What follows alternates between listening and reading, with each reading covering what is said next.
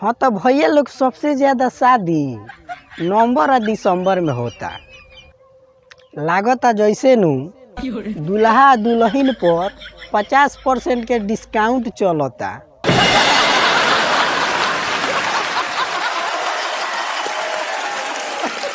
गजब के लोग शादी करता नवंबर और दिसंबर में, मत पूछी सब है। एकदम दबा के लइका लइकी बियाह करता रहलू, आई ऑफर के भरपूर फायदा उठावता रहलू।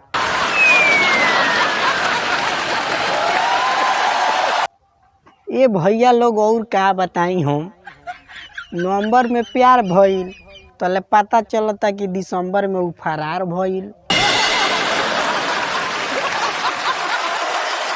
जानू के बियाह हो जाता आ हमनी के दिल टूट के बुनिया जैसन हो जाता वे। जब से ही नवंबर चढ़ जाता नु मजनू लेके टेंशन बढ़ जाता।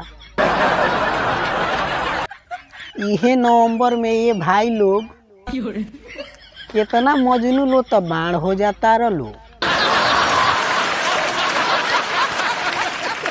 काहे से कि शादी ब्याह के सीजन चालू हो जाता आ कौनो सरकारी नौकरी वाला आवता आ बेरोजगार भैया वाली के बियाह क के लेके चल जाता।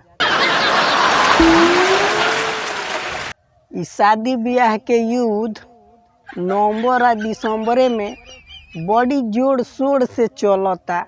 मजनू लोग के दुनिया एके पल में उजड़ जाता।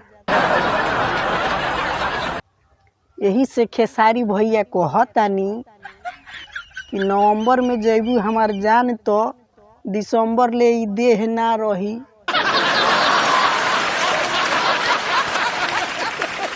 और का बताइए भैया लोग, ई नवंबर महीना हमनी के तो जान के दुश्मन हो गइल बा। अभी 2-4 महीना हमनी के प्यार के गाड़ी दिल में समा के तनी मुनी चलता तले नवंबर बाबा के आगमन हो जाता।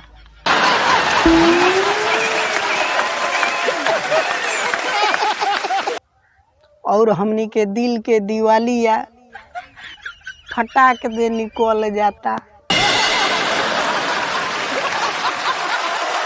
मजनू लोग तो सब केहू अपना जाड़ा के जुगाड़ करे में लागल बाड़े कि अशोक के जाड़ा अपना जानवर के साथे काट लेहल जाई। बाकी का बताइए भैया, जैसे नवंबर आवता सपना के राजकुमार आवता रे हमनी के जाड़ा के जुगाड़ के अपन जुगाड़ बना ले जाता रे।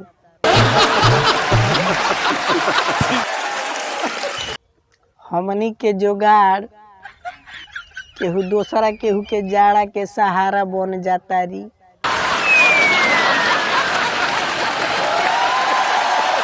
हे नवंबर बाबा तनी हे मजनू लो पर दया करी और अपना रफ्तार के तनी कम करी।